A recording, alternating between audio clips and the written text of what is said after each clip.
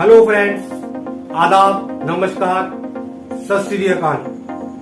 मैं फरजंद अली आज लेकर आया हूँ आपके लिए एक नया वीडियो नए टॉपिक के साथ। अगर आपने अभी तक मेरे चैनल को सब्सक्राइब नहीं किया है तो आप मेरे चैनल को सब्सक्राइब कर लीजिए, साथ में बेल आइकन पर क्लिक कीजिए जिससे कि मेरे नई वीडियो की नोटिफिकेशन आपको मिल सके और वो वीडियो आप सबसे पहले देख सको। साथ में मेरे वीडियो को अपने फ्रेंड्स और अपने रिलेटिव को शेयर कीजिए जिससे कि नई नई टेक्नोलॉजी और नई नई इंफॉर्मेशन लोगों को मिल सके। जय हिंद।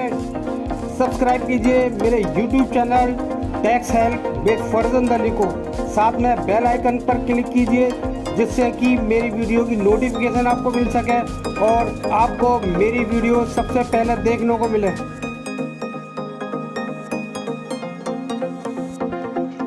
हेलो फ्रेंड्स, मैं फरजंद अली। फ्रेंड्स, आपने मेरा थंबनेल देखा, बिल्कुल सही देखा, जिसमें लिखा है अगर आपकी सैलरी इनकम 16,60,000 है तो आपको कुछ भी इनकम टैक्स नहीं देना पड़ेगा। मैं आपको अपनी वीडियो में पूरी कैलकुलेशन बताऊंगा और सेविंग करने का तरीका भी बताऊंगा। आप कहां कहां पर इन्वेस्टमेंट कर सकते हैं जिससे आपको इनकम टैक्स नहीं देना पड़े, चाहे आपकी सैलरी इनकम 16,60,000 ही क्यों ना हो। देखिए मेरी पूरी वीडियो। अगर आप नए हैं और आपने अभी तक मेरे चैनल को सब्सक्राइब नहीं किया है तो सब्सक्राइब कर लीजिए, साथ में बेल आइकन पर क्लिक कीजिए जिससे मेरी वीडियो की नोटिफिकेशन आपको मिलती रहे और आपको सबसे पहले वो मेरी वीडियो देखने को मिले।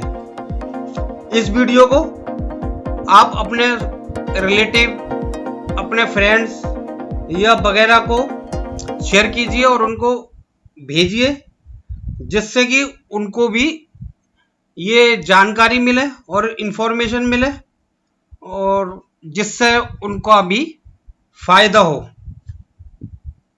और उनको टैक्स ना देना पड़े। चलिए शुरू करते हैं। कि अगर सैलरी टोटल मिला करके 16,60,000 रुपए की है, ये हो गई 16,60,000। अब उसमें डिडक्शन देखिए। अब लोगों को लीव ट्रेवल अलाउंसेस मिलते हैं तो वो अपना खर्चा दिखा करके, सपोज करिए उन्होंने 55,000 रुपए अगर खर्च कर दिए, उसका डिडक्शन मिल जाएगा। तो ये 16,05,000 बचे। फिर एक standard deduction under section 16 IMA मिलती है, वो सभी को मिलती है, वो है 50,000। तो ये माइनस करके रह गया हमारा 15,55,000। फिर उसके बाद है आपने हाउसिंग लोन ले रखा है और उस हाउसिंग लोन पर आपने इंटरेस्ट दिया है, इंटरेस्ट देते हैं आप, तो अंडर सेक्शन 24 में 2 लाख रुपए तक का डिडक्शन मिल जाएगा आपको। ये मैंने 2 लाख रुपए का डिडक्शन दे दिया। तो अब इनकी इनकम कितनी बची? 13,55,000 रुपए की। फिर इसके बाद आते हैं आगे। फिर है डिडक्शन अंडर चैप्टर 6A। तो अंडर चैप्टर 6A में मैक्सिमम जो डिडक्शन है वो है 1,50,000 की।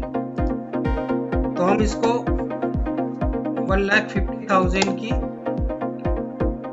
देते हैं। तो मैं ये बता दूं आपको, ये 1,50,000 का जो डिडक्शन है ये किस किस चीज में मिल सकता है। ये अलाउड किसकी चीज में, इसको मिलता है 80C में, ये ना 80C इसमें मिलेगा। तो इसमें मिलेगा आपका पीपीएफ में अगर आपने जमा किया है वो, एम्प्लॉय प्रोविडेंट फंड है उसका अमाउंट, LIC प्रीमियम आप देते हैं वो, इक्विटी लिंक्ड सेविंग स्कीम में आपने दिया है वो, principal amount payable toward home loan, stamp duty and registration charges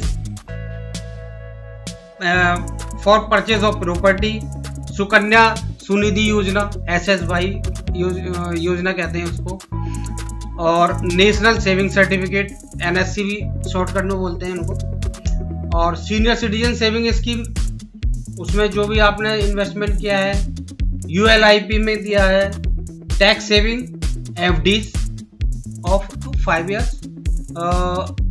अगर आपने कोई FD कराई है जो 5 साल या से ऊपर है उनका भी, और इंफ्रास्ट्रक्चर बॉन्ड। तो इन जितने भी चीज जो मैंने बताई है इसमें अगर आप इन्वेस्टमेंट करेंगे तो आपको 1,50,000 रुपए तक की डिडक्शन 80C में मिल जाएगी। ये मैक्सिमम डिडक्शन है, भले से आपने ज़्यादा इन्वेस्टमेंट करो लेकिन डिडक्शन आपकी मैक्सिमम वही रहेगी, और अगर आप कम करेंगे तो फिर वो कम डिडक्शन मिलेगा। अब हम नेक्स्ट बात करते हैं अंडर सेक्शन 80D। तो 80D में जो है ना वो आप 3 तरह की आप डिडक्शन ले सकते हैं। एक मेडिक्लेम पॉलिसी अपनी फैमिली के लिए ले सकते हैं, तो अपनी फैमिली के लिए लेंगे तो उसमें आपको डिडक्शन 25,000 का मिलेगा, क्योंकि मेडिक्लेम पॉलिसी के ही लिए होता है ये। दूसरा फिर है 80D में ही पेरेंट अबव 60 ईयर, अगर आपके जो पेरेंट है वो 60 ईयर से ऊपर है तो उस केस में आपको 50,000 रुपए की डिडक्शन 80D में और ऐड हो जाएगी। इसके अलावा एक एडिशनल और डिडक्शन है प्रिवेंटिव हेल्थ चेकअप के लिए। तो कोई भी आप चेकअप वगैरह कराते हैं तो उसके लिए एडिशनल आपको डिडक्शन मिल जाती है 5,000 की। ये मैंने 5,000 की डिडक्शन यहाँ लिख दी। फिर इसके बाद है 80CCD-IB नेशनल पेंशन स्कीम। अगर आप नेशनल पेंशन स्कीम में अगर आप जमा करते हैं तो फिर आपको 50,000 डिडक्शन इस स्कीम के तहत आपको मिल जाएगा। बात करते हैं नेक्स्ट 80DD की। तो 80DD की ये डिडक्शन मिलती है डिसेबल्ड डिपेंडेंट, है ना, तो उसका ट्रीटमेंट पे जो खर्चा होता है उस पे, और ये जैसे deduction for rehabilitation of handicapped dependent relative, है ना, तो ये आपकी 1,25,000 तक की आपको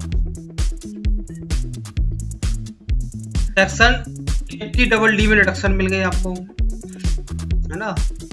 फिर 80DD स्पेसिफाइड डिसीज, अगर कोई स्पेसिफाइड डिसीज है उसका ट्रीटमेंट होता है तो उसमें 1 लाख रुपए तक का डिडक्शन मिल जाता है।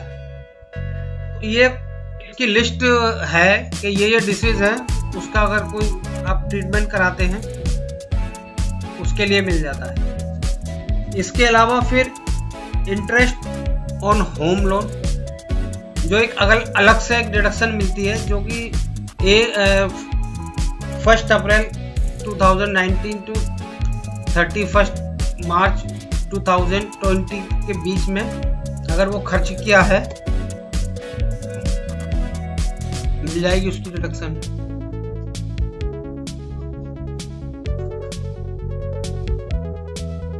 ये डिडक्शन है 1,50,000 रुपए की।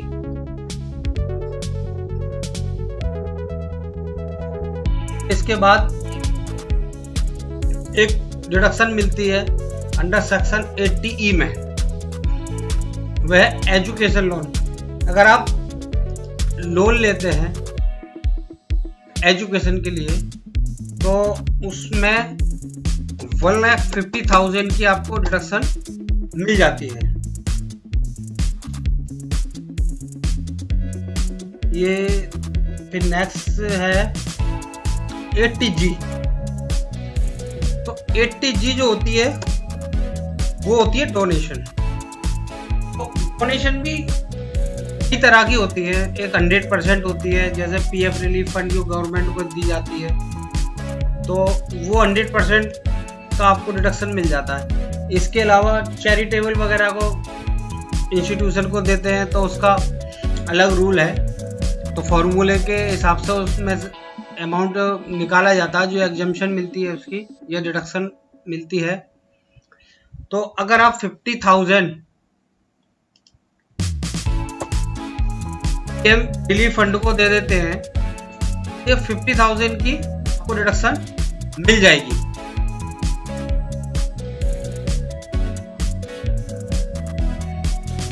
ये डिडक्शन जो है वो मैंने आपको ऐसी बताई है जो ज्यादातर लोग कर सकते हैं। इसमें इन्वेस्टमेंट कर सकते हैं और अपना टैक्स का पैसा बचा सकते हैं इन्वेस्टमेंट करके। और इसके अलावा और भी कई डिडक्शंस हैं, जैसे अंडर सेक्शन 80U की है तो उसमें 75,000 का डिडक्शन और है। तो वो फिर डिसेबल हो जाते हैं, कोई के लिए होती है, फिजिकल डिसेबिलिटी के लिए।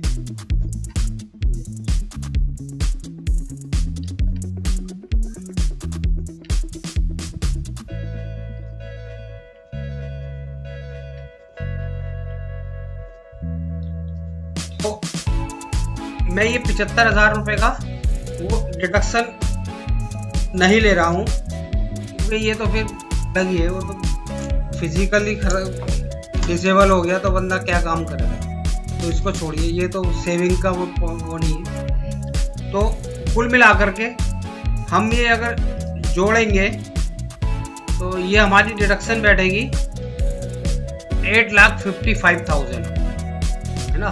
तो पहले जो डिडक्शन करने के बाद हमारा जो ग्रॉस टोटल इनकम बैठी थी 13,55,000 रुपए की, है ना।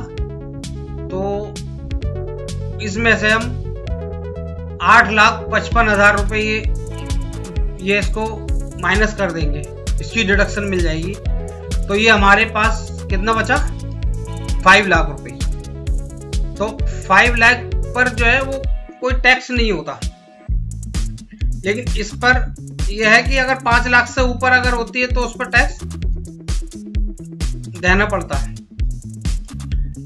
लेकिन इस केस में क्या होता है, जो रूल बनाया है इनकम टैक्स ने कि 5 लाख पर टैक्स तो लगेगा, लेकिन उसकी रिबेट मिल जाती है अंडर सेक्शन 87A में। तो 5 लाख पर 12,500 रुपए का हमारा टैक्स बैठता है, इनकम टैक्स।